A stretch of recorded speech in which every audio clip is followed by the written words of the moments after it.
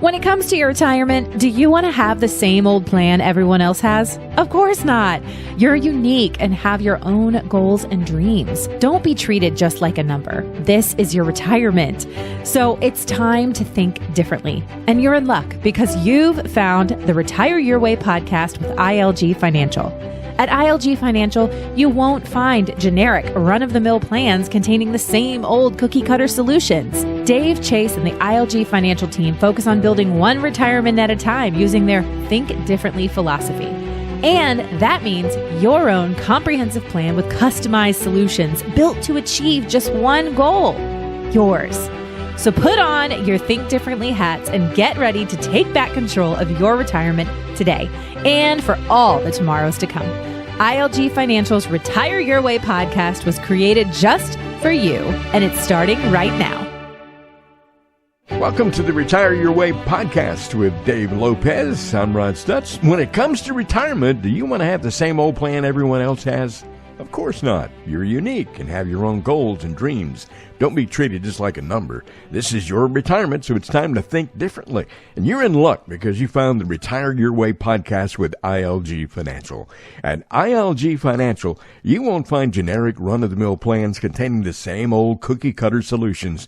Dave Lopez and the ILG Financial team focus on building one retirement at a time using their Think Differently philosophy. That means your own comprehensive plan with customized solutions built to achieve just one goal, yours. So, put on your Think Differently hats and get ready to take back control of your retirement today and for all the tomorrows to come. ILG Financial's Retire Your Way podcast was created just for you, and it's starting right now. Dave, how are you? Great to be back with you. It is great to be back. The listeners missed some great conversation before we got started, you and me catching up, and I hear you had a great vacation, and I haven't had one yet, but I've been just trying to stay out of the sun and stay out of the heat. I feel like it's an oven out there. Yeah, I'm the same, and we'll get to that talk about vacation and everything, and I think just about everybody can relate to that kind of thing. But first of all, let me put your phone number out there for folks. 540-720-5656. That is 540-720-5656. The website, of course, is ilgfinancial.com. And these days, we've been tackling a lot of the not-so-pleasant economic news and how to deal with the effects that it can have on your retirement. But let's talk about that in just a moment. First, the pleasant stuff. I know that you've had a little time off, and it's really good to be able to get a little vacation time because it's so darn hot lately, and I'm getting sick of this heat. Oh, me too. And I tell you, just to cut to the chase of it was a good 15, 20-minute conversation about how to do vacations right, wasn't it, Ron? Yeah, exactly right. You got to have a little time built into the end, for example, to kind of get back in the groove after you come back instead of going right back to work totally exhausted. Yeah, so our takeaway, this may be the key point of this podcast that you can pass on to your kids if they're working. If you're still working, for those not in retirement, if you're in retirement, the vacations are wonderful because you go to retirement, enjoy yourself on a trip, and you come back to retirement.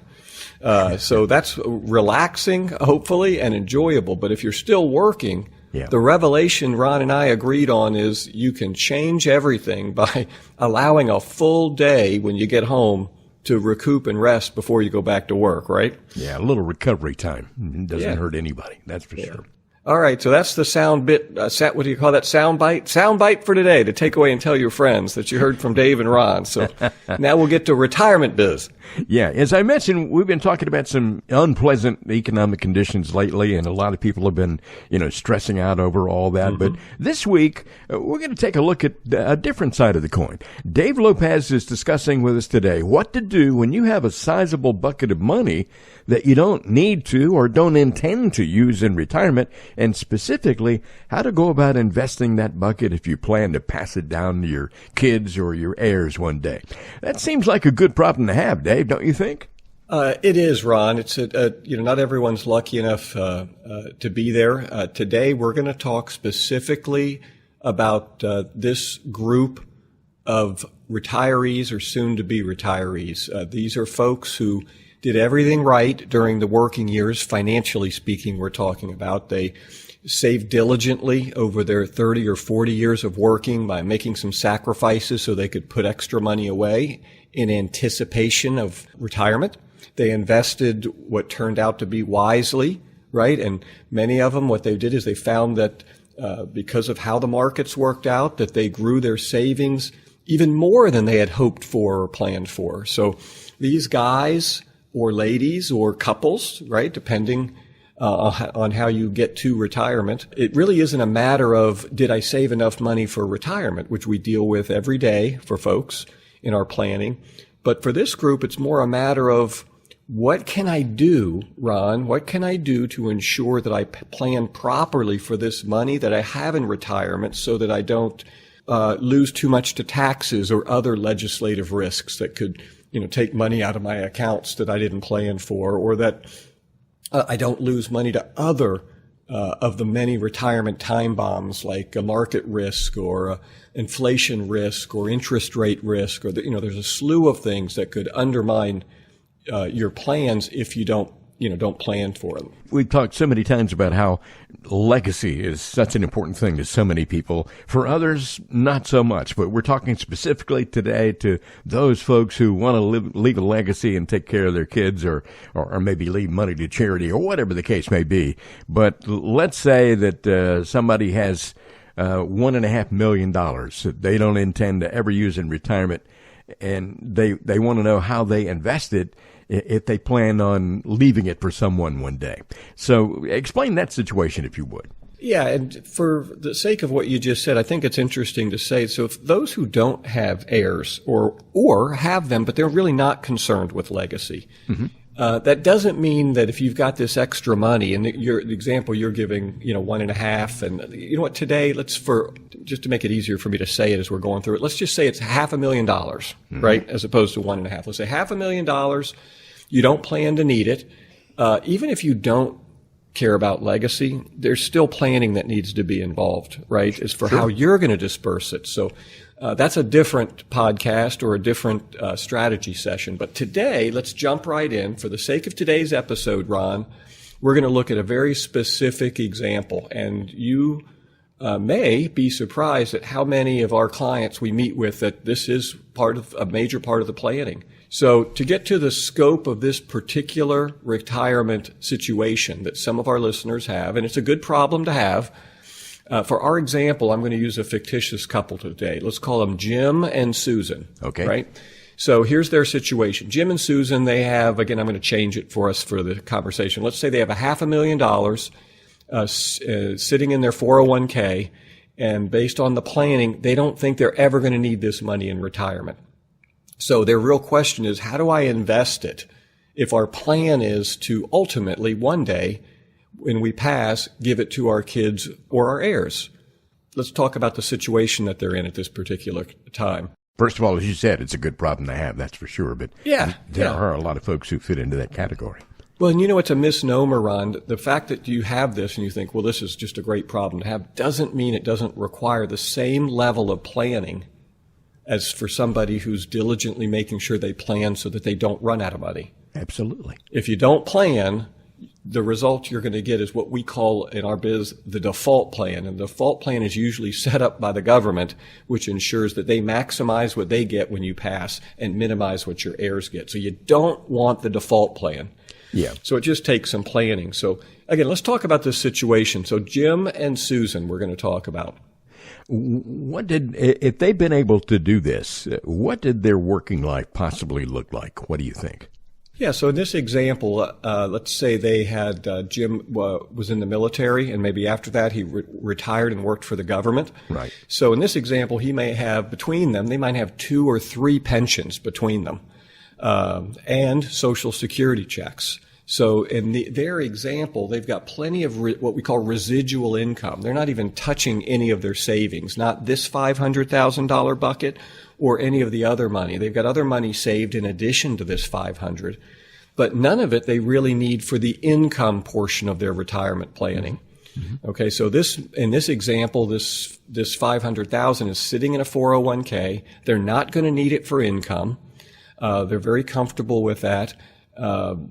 And they've all got other money that they've got saved that's more than enough based on their plan for fun money, extra money, travel money, other stuff that's not covered in their budget. So they're going to live off their pension. They're going to live off their monthly retirement pay. They've got extra buckets for fun money and extras. In addition to that, they've got this $500,000 sitting in their 401k. They're pretty confident they're never going to need it. They're pretty confident that they're going to pass it to their now adult children someday. Let's say for this example, their income is around $8,000 between their 2 or 3 pensions and their 2 Social Security checks. Their house is paid off that they live in, and they've got a retirement home with, let's say a $2,000 mortgage a month. Yeah. Right? So they owe, maybe, $180,000 on the retirement home, nothing on their other home. No credit card debt. They pay their credit card bill off monthly, so no other bills. The plan is shortly they're going to sell their home and move over to the retirement home. So they'll go from 2 properties down to 1. They'll take all this another bucket of extra money, right? The money from the house they've been living in for 30 years. And they'll trying to decide, one of the decisions is, hey, do I pay off the $182,000 mortgage on the retirement home to get rid of the mortgage payment? Mm-hmm. Or do I invest the money somewhere else, right? And that question alone takes a whole bunch of planning, right? Yeah. What we've got to do is take a look at what the interest rate is and what the terms of the loan are. But the short answer oftentimes is, being right now as of the recording of this, if we're in historically low interest rates, so if you've got a 3.75 or 4 and even 4.25 30-year fixed mortgage, interest rates are rising. And if you believe they're going to continue to rise, you've got a fixed mortgage that's not rising, right? Yeah. So ideally, you don't want to pay off a mortgage when you've got, historically low interest rates, because as interest rates go higher, you can safely invest that money and get better than the interest. Yeah, that's a good debt to have right now. That's for sure. It's a good debt to, yeah. So, and it's not the only other consideration would be, do I need to pay it off because I can't afford the payment? Mm-hmm. Well, we already said in this example, they don't. They've got over $8,000 coming in. Their budget is significantly lower than $8,000, including the mortgage. So they have what we call in retirement a positive cash flow, which is an incredible problem to have, right? It means not only are they not using any of their savings in retirement, but every month, imagine if their budget's $6,000 and they've got $8,000 coming in after taxes. Fantastic. They're actually adding $2,000 a month to their checking account every month. So the longer they live, not only is their retirement savings growing from investments that we put them in, but they're adding $2,000 a month and trying to say, what do I do with all this money? So it happens more than you think for the folks who have been planning for an extended period of time and have been living within their means. So that's the situation with Jim and Susan. Did we outline a pretty good idea of what the situation is? Yeah, I think so. And it's a great problem to have, that's for sure. It sounds like they did just about everything right. Looks like they have housing, health, even fun things covered without even touching those savings. And boy, I'll tell you, there's so many folks out there who would love to be in that situation. They would. And, sometimes this is, you even debate even having this podcast because you don't want folks who aren't in that situation to kind of be dejected. But, part of our job as a financial planner is we're really trying to reach out to all the different types of folks, and everyone's someplace different. And there's times when, you and I have had talks and podcasts addressing completely other situations, right? Where folks don't have enough to cover money in retirement and different things they can do to try to stretch the money and make it last. So, if this doesn't apply to you, then, just set this one aside or make a note. And if you know somebody that's lucky enough to be into this situation, you can point them to the podcast. But this is the situation Jim and Susan are in. They've done well preparing for retirement, but they're unsure what to do with their investments. And they think they'll never use this $500,000 in the 401k. They want to stay. When I talked to them about risk, they said, well, look, we're not going to need the money, so we want to stay aggressive. That's worked for us, right? And, in real time, right, we know that anyone that had taken the chance, that's a good way to say it, of being very aggressive over the last 15 years, it paid off because it was, 13, 14 are the best years the market has ever seen. So is it okay to stay aggressive? What are the pros and cons of that whole situation?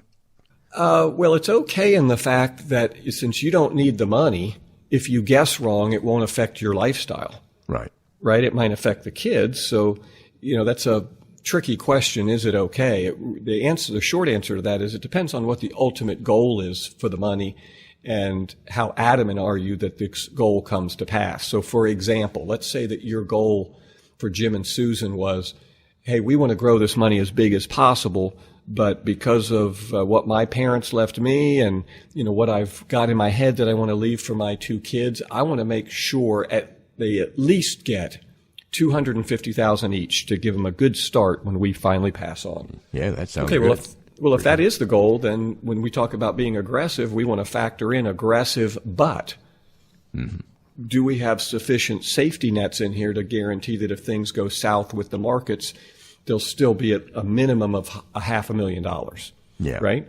If the goal is I want them to have this and I think we can grow it over the rest of our lives, and if there's I'd rather be aggressive, and if there's nothing left, well, that's okay. They don't even know it's coming. Well, then that's a different kind of investment, right? So what we want to do is nail down, and this is true with all investment planning that we do. We want to just be very clear of what the goal is of this money.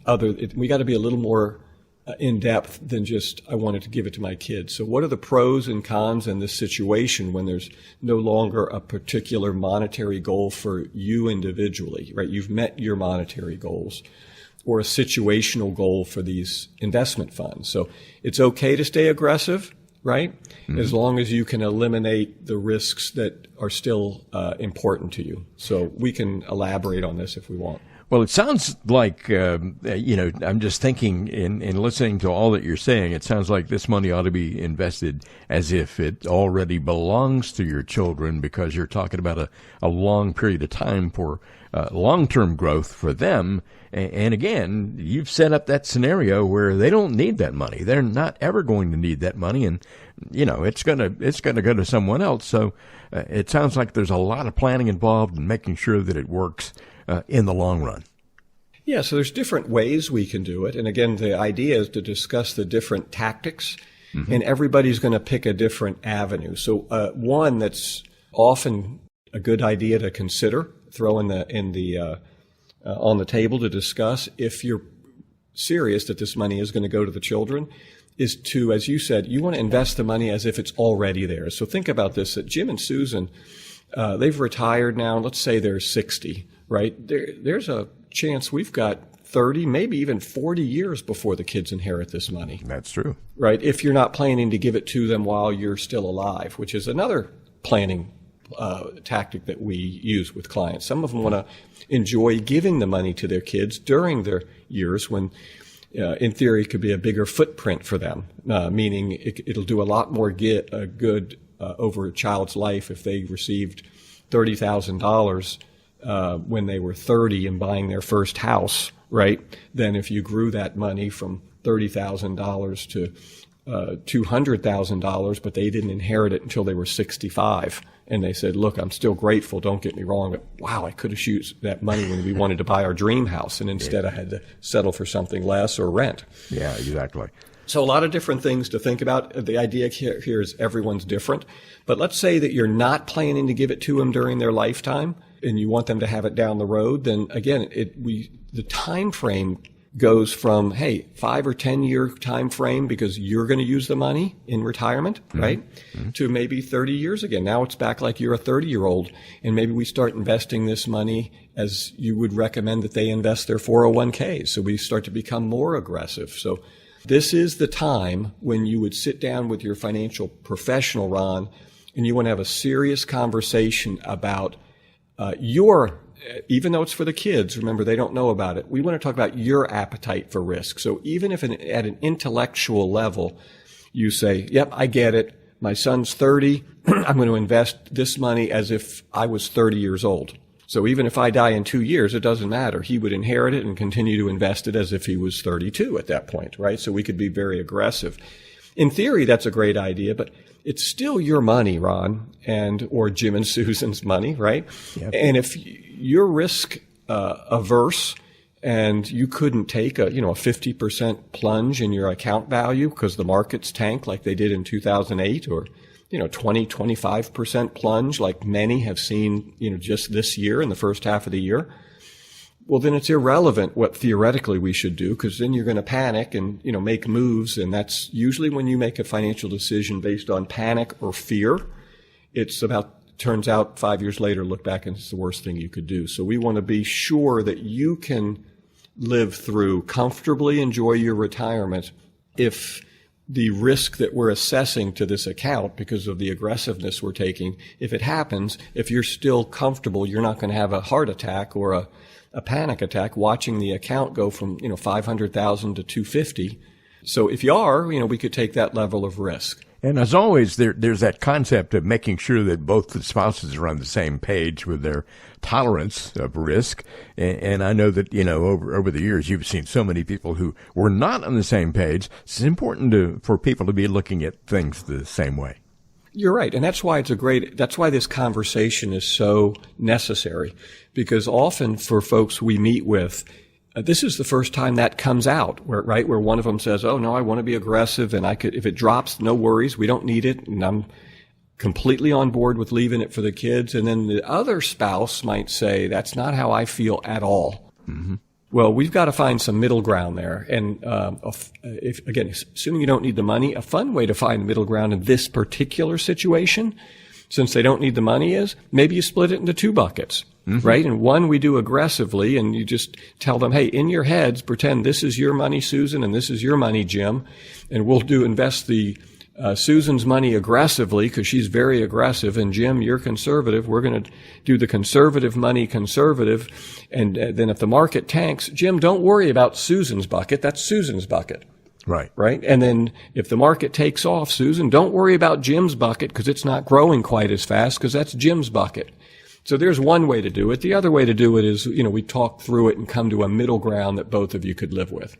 We're talking about a unique situation here. It's not really unique. A lot of people are in this situation where, they want to make sure they leave a sizable amount to their kids or to whatever they're leaving it for, but they don't need it in their own retirement. So that's an interesting thing to talk about. A lot of people can identify with that. One more time, I want to remind you, you're listening to the Retire Your Way podcast with Dave Lopez, the founder of ILG Financial, and ILGfinancial.com is the website. 540-720-5656 is your number to call if you'd like to arrange a conversation with Dave about your particular situation. Dave, getting back to this scenario that you painted for everybody here, I'm sure those kids are probably excited regardless about this inheritance. I know if I were in that situation, I certainly would be.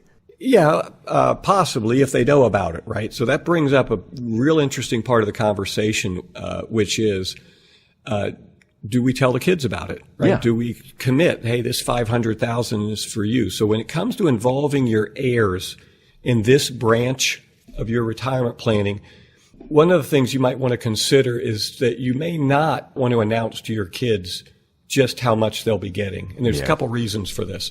First, is you don't want your kids planning around a specific number, especially considering the time frame, right? Now, if they've got their eyes on $500,000, they may be deciding the amount of money they save or the purchases they make are based on the fact that, hey, all we got to do is hold off until we get our $500,000. Mm-hmm. Well, it may be 40 years before they get that money. And if we're investing aggressively, they may not end up with that much money, right? So especially considering the time horizon so long and the idea that you're still deciding on risk tolerance, it sometimes is a good idea not to mention it to them. You can know and plan for it, but you don't necessarily tell them. It also encourages them to take responsibility for their own retirement, right? Yeah. And plan on nothing. So then everything else is gravy. So let's go into a little detail about how this might work, right? If you choose to let your children know that they're inheriting money from you, whether you disclose the details of how much or not or where it is, it might be a good idea to have that conversation with them and your financial advisor there. It kind of diffuses the situation. right? Or after you've ironed out the details with your financial advisor, right? Then you can go have the conversation with the kids, but it can be a healthy conversation because you've kind of walked through how you're going to talk through it.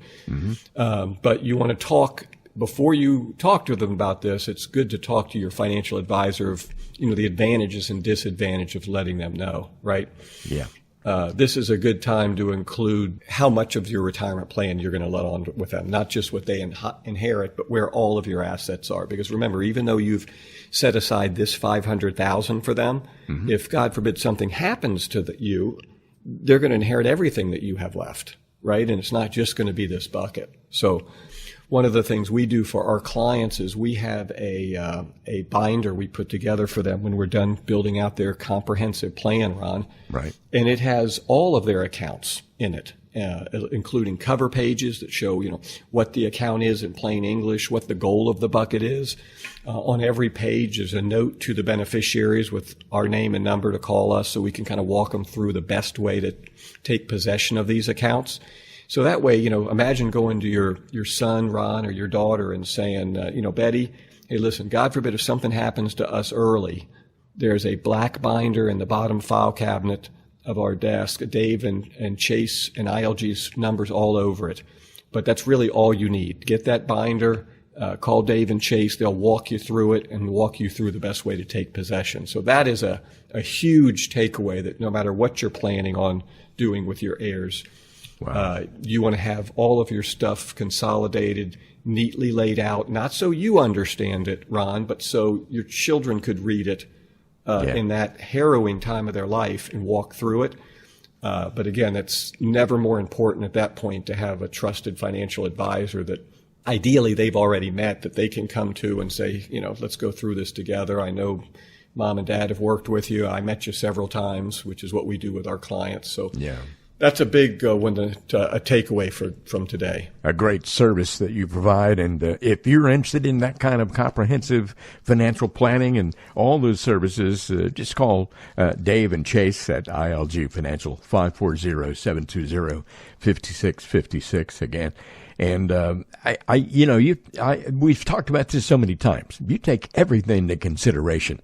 It's not, a lot of people have maybe a broker that they think they have a financial advisor. That's not a financial advisor. I mean, you take everything into account, lifestyle, et cetera. And that's why it's so important for folks to get in touch with you.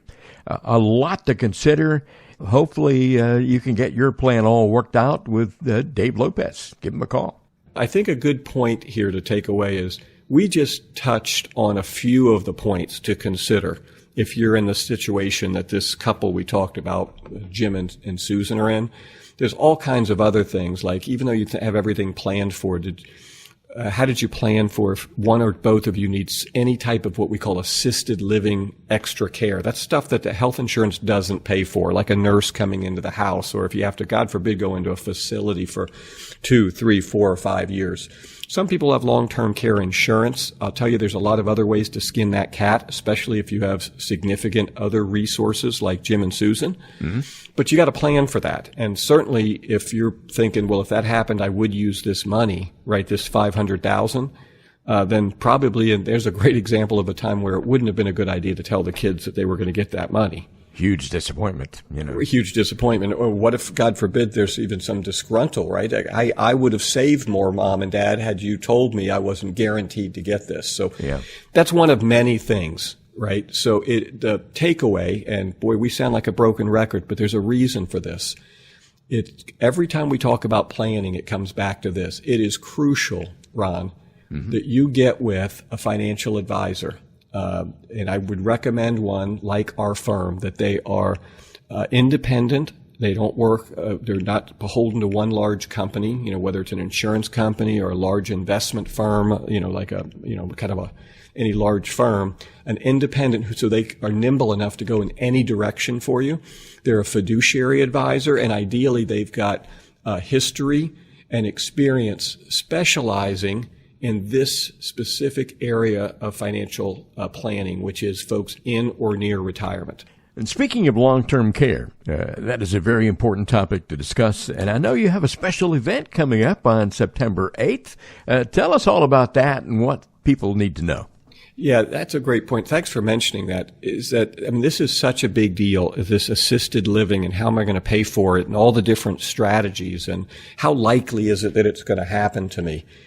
I will tell you that extended health costs due to assisted living care, whether it's in-home or facility, can be the most serious, what we call retirement time bomb, that could blow up your entire retirement plan and leave you out of money and even not enough money to finish your days in the way that you wanted to.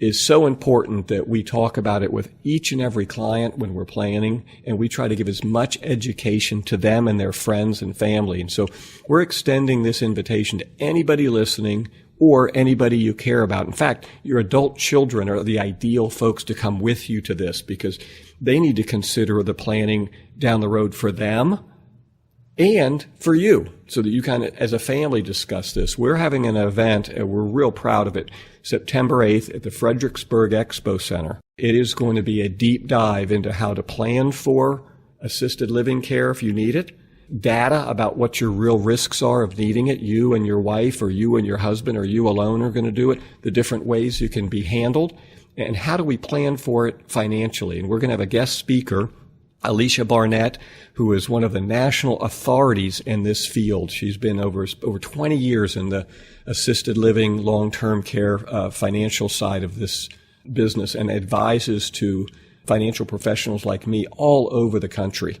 And because of our special relationship with her and her firm, she's actually going to come out and do a premier event just for us and our clients and our friends and the folks that we invite. So there's no charge. There never is for our events. I encourage you to take advantage of this. Reach out if you want more details, because this is something not to be missed. You don't want to find out later that if something goes wrong with your planning and it's just because you didn't have a piece of information that you could have gotten this year when this time for Alicia, because she's going to be around after we do the event.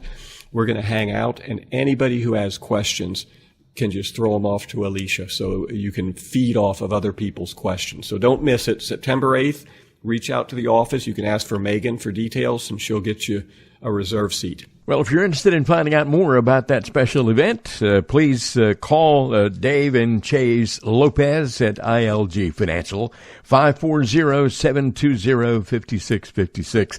That is 540-720-5656. And again, you can go to ilgfinancial.com, find out all the information you need about working with the folks at ILG Financial. The Retire Your Way podcast is here to let you know what's happening. And it's important to know that when you get in touch, when you reach out, you're going to have someone get back with you within 24 hours. So we appreciate your being with us today on the Retire Your Way podcast. And income, legacy, growth, it's all right here at ILG Financial. It's all about helping you plan for retirement your way so you can achieve your financial goals. Call ILG Financial at 540-720-5656, or you can go online to ilgfinancial.com to learn more. And Dave, it's been a real pleasure being with you today. You too. You have a great summer. We'll talk soon. Join us again next time on the next edition of the Retire Your Way podcast.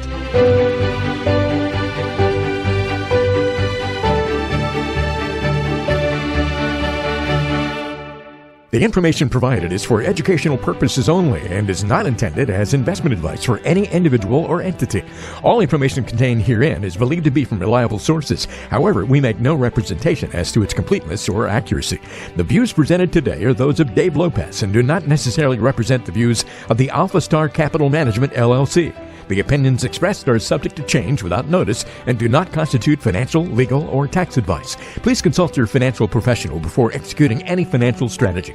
Investment advisory services offered through Alpha Star Capital Management, LLC, a registered investment advisor. Alpha Star and ILG Financial, LLC are independent entities.